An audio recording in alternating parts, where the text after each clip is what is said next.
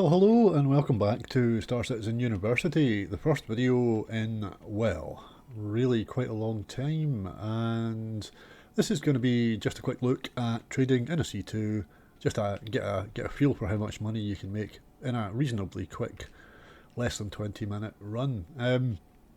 So it's going to be the first video before all of the out-of-date stuff, the now out-of-date previous videos get remade, which is going to be a bit of a job, but we'll get there. So this is really just let's see what's changed in Star Citizen, and let's see what's changed in OBS and also DaVinci Resolve. So we're in Microtech Trade and Development Department at the moment, because to make this a fair test, we're going to start from the terminal where we're also going to finish, right? So it's going to be start to finish, same location, with the timer, and I am going to set a timer just now, and we're off. So we're in Microtech, we have a C2, and the C2 is parked at the planetary surface entrance of Microtech. Save us a train ride. That's one of the reasons that we're doing this route. So we're just running through the plaza and across the commons to get back to the C2. I'm just going to ramble on about here, and some bits of this I may cut, I may not, but I don't spend much time in Microtech, so I actually quite like coming back here. When I first started playing this game, this was my original spawn, and you certainly get that original, oh my god, look at this, it's gorgeous, feeling when you first start playing a game if you pick Microtech, or I suppose Orison. But yeah, I've never been back to Microtech much since. But it is a very pretty place. Oops. If apparently rather damp with unexplained moisture on the visor. So, out the back entrance, oh, somebody else has parked a ship rather carelessly, I would say. Yeah, this is not how to park a C2, ladies and gentlemen. Definitely points removed. That was the only ship here when I landed. Apparently now there's 3 of the Starlifters. Just should turn my lights off, really, yeah.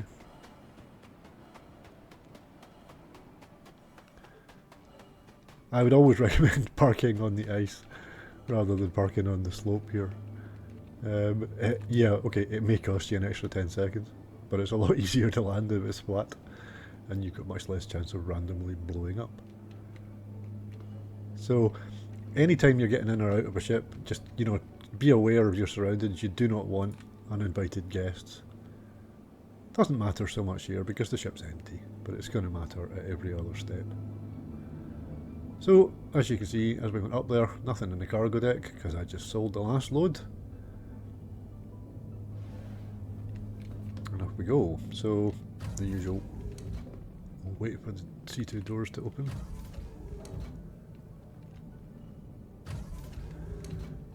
So we'll have a couple of things to do in terms of plotting the course, but we're going to wait until we're in the air with the autopilot on before we do that. No point in wasting time. Launch complete. So we'll point as near as we can to vertical. Throttle up with the autopilot on, and then we're going to open our map, zoom in Microtech, and then close in here, click on the planet to bring up the options, and we are looking for SMO10, which I can just see here. You can see it very clearly though, so we'll move around a bit, and we'll try and get a... Not always the easiest thing, but we'll try and get a lock on it, and we'll get there eventually.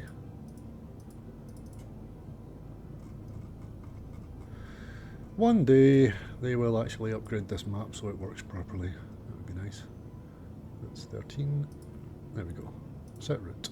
Shubin Mining Facility SMO 10. And when we come out here, we'll probably find that we have gained enough height to do the jump. So we're really just leaving the atmosphere of Microtech and then pointing at our location, which is also on Microtech.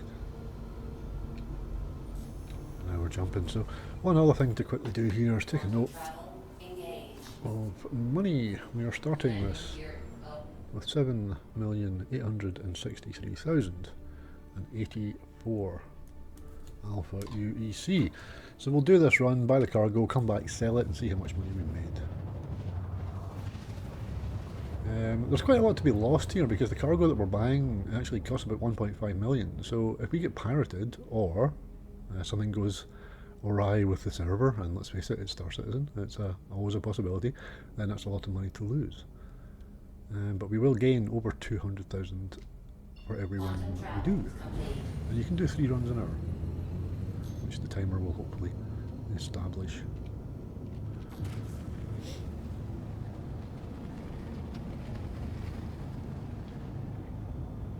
So, 20 kilometers to close in here. Supposed to have it. Kind of want to keep a wee bit of an eye out for other players. Not seen anybody yet. If they are there and they're in an obvious transport ship like a C2, probably not that much cause for worry.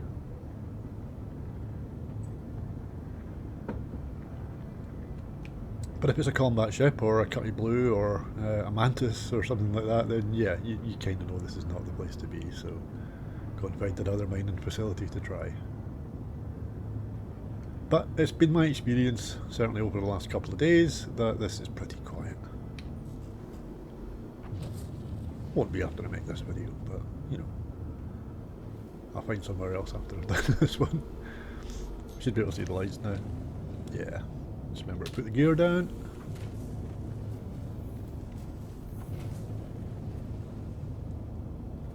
Landing gear down. It's quite an easy storage facility to find this one as well. It's off to the side. It's off to the side right next to the big pad, so you can actually see it there just to the left of the big pad. That's where we'll be buying our loot.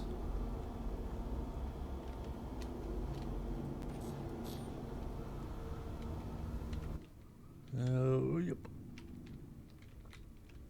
I know it's not trendy to land in third person because, you know, I should be an ace pilot, but I'm going to make my life as easy as I can make it. Because space trucking is all about money that you earn easy. It's not money that's hard. You can do this while you're watching a movie. I've usually got something in YouTube playing. Or a podcast or something like that when I'm doing these. It's just, yeah, doesn't require your full concentration. Bits like this though, when you're leaving and entering the ship again, this kinda is when you do need to at least switch part of your brain back on. Because I really don't want a stowaway here, because I'm just about to buy 1.6 million worth of cargo, and if there's somebody else on the ship, they could fly up with it. Not great. So we're just having a look, just make sure there's nothing obvious around. There was no other ships on pads or anything, which is, you know, nice to know. We'll just hit the lower deck, like that. Head back up again, so we know we're clear at the moment. And we're just running to this, you can see the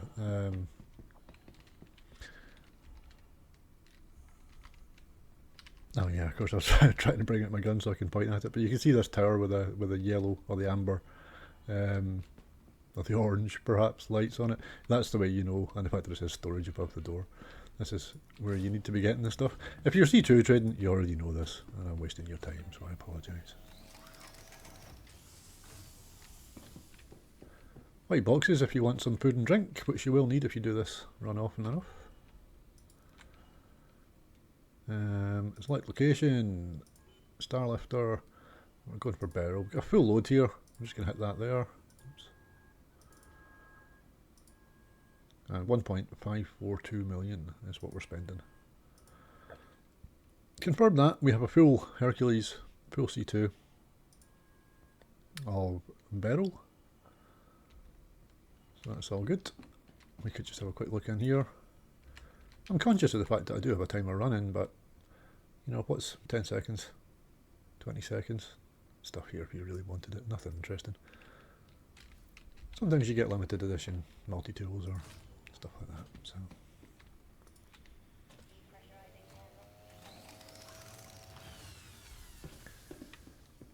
So yeah, this is an armistice zone. I'm not too worried about getting shot here, but the concern is just simply a stowaway. So we're just making sure there's no one hiding behind the landing gear. There's no other ships yet. It's not likely to happen, but you know, you do this often and often it will. So you just kind of make sure as best as you can that you're not picking up any unwanted company. If there is somebody here waiting, there's not much you can do. There's really not. You just need to wait until they get bored and go away. But it doesn't happen very often.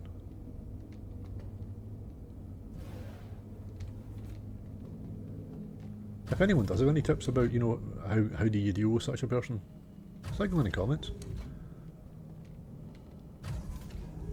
Because I'm sitting here telling you that there's nothing you can do about it, but there might actually be. Somebody might have a really good solution to that, and I would be very, very glad to hear it. Engines on. Engines on. Launch complete. Up we go. I don't really bother with the VTOL because the first thing I'm going to do is basically point the ship in the sky.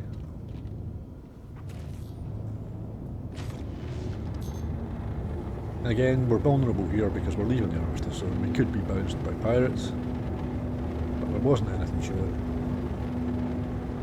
Probably okay. And then we're going to do the same thing as we did. Just going to zoom in and find New Babbage, which we can do by finding Port Tresor here.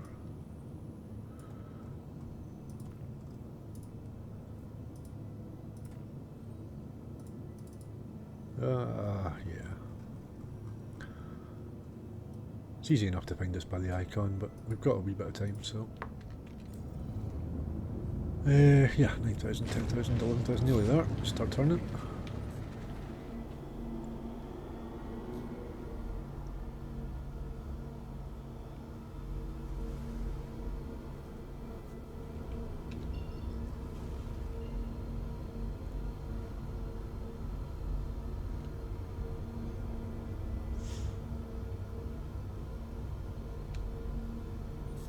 Again, I lost 10 seconds there by not having my drive spooled, which is careless, but you know, 10 seconds in the grand scheme of things. Landing gear up. We'll take it. What are we at? According to my timer, we're at 12 minutes, just hit 12 minutes. I reckon we're going to be back by between 17 and 18. We'll be back at the terminal having sold our cargo. So a 17-minute run. Even if we round that up, be generous, give yourself time to go to the toilet and make a cup of coffee. Now and again, 3 runs an hour. We'll assume, you know, it's actually a little bit better than that, but. Quantum travel complete. Right, so coming down here, most people again are going to be aware of what you're aiming for, but not everybody will be, and we are Star Citizen University, so we aim to teach. Coming into New Babbage, you can see that there's the ice lake here, which is kind of where my crosshairs are over just now. You can see the rail lines going from the spaceport, which is over here, across the ice lake to the city itself. Now, if you follow these lines to where the crosshair is currently pointing, you will see some domes, some white domes, a group of them. And that is where the outside entrance is. We could of course land at the spaceport and get a train, but that's going to add 2 or 3 minutes onto our journey, so if we can avoid it, we won't. So we're heading for these domes. So we'll land the ship in the ice and run inside.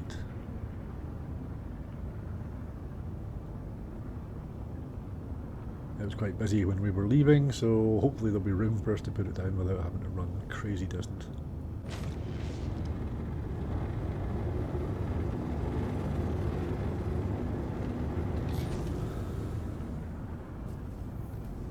Gear down because we'll be needing that. Landing gear down. So you can see the domes that I was talking about a little bit clearer here. Also, just off to the left, following the other train line, there's the Christmas Cave, which is going to become important again soon. There's a video on the channel about that. You can go and have a look and it'll show you how to find the Christmas Cave.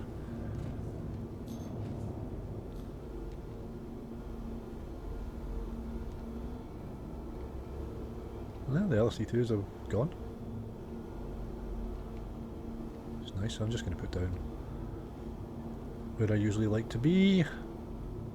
As close as we can get, really, without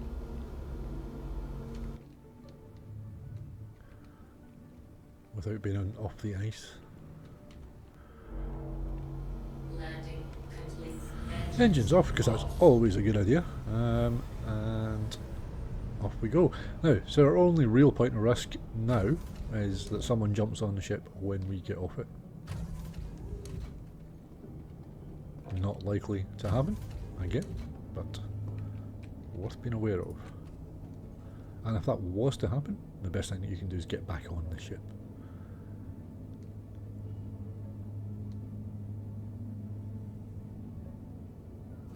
You could, if you wanted to, also try and leave your ship by using either the back ramp or the front ramp, which you can do. You can lower the ramp and then tell it to raise as you're running off it.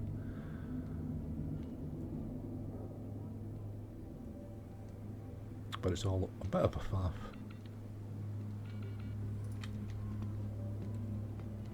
Just always make sure that that's going back up, which it is. So that's us, we're fine. The last little bit here is just run back to the terminals. And I've got 2 minutes to do that.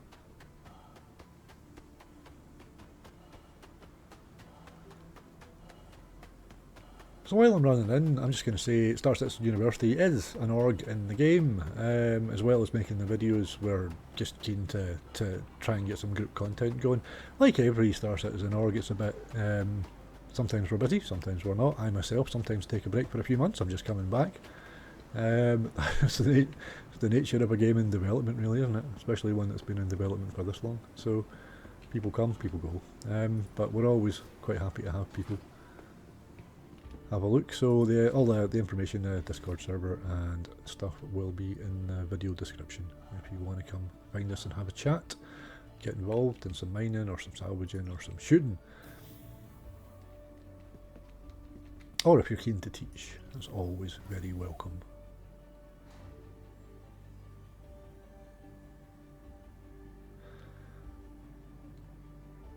I'm quite enjoying being back after 4 months away, something like that.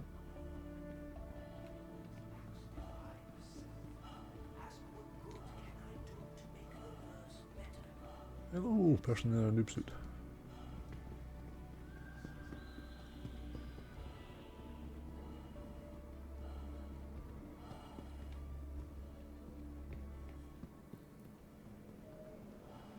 I usually spend my time in Area 18 now, so this is all very posh and glitzy for me.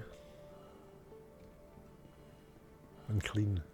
It's just a little bit too clean. Okay, so there we are. We are looking at the C2, we are looking at the barrel, we are looking at selling it. Oh! And we have sold it. Okay, never look at the money up here because it doesn't update. So what we'll do is we'll just go out and we'll check there. Let me see that we have 8,095,719. So I am making that. Yeah, okay, so that is a profit of 232,000, and the time it took was 17.5 minutes. So like I say, we're going to round that up to 20 minutes. We'll say that that's 3 runs every hour. You're looking at a profit of basically 700,000 per hour, with a bit of latitude for, you know, taking the odds little break now and again, not being focused 100% on efficiency, because that's not how I find the game to be the most fun. But 700,000 per hour is reasonable enough, you know. You do sort of, you know, a few hours of that and you've paid for your C2. That's the way to look at it. You do this for, you know, a weekend, and you're getting to the level that you're looking at buying an 890 or whatever else you fancy. So yeah, it's pretty mindless money making. You can do it while you're watching a movie, as long as you pay a wee bit of attention, just to make sure you're not making it easier for pirates. But anyway, glad. I'm glad that you stayed to the end. Hopefully, you might have got something out of this. If you haven't, then just bear with me. I'm trying to get back into the video making. If you want to help out, please give us a look. You'd be very welcome. Cheers and fly safe, guys.